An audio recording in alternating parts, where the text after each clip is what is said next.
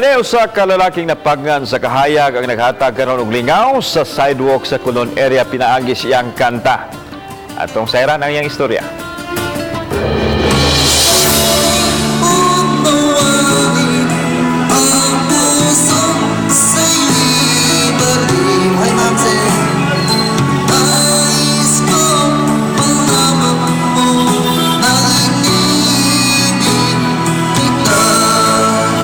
Si Eric Respicia. Ang sakit kay nga istoryahan sa ginikanan ba.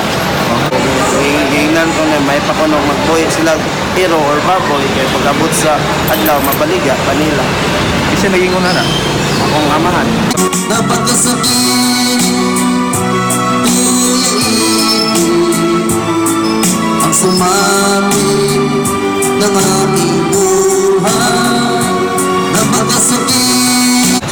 Salig lang sa Ginoo dahil manikamo ta para wala dili ta pasakitag istorya di ta daog-daogon.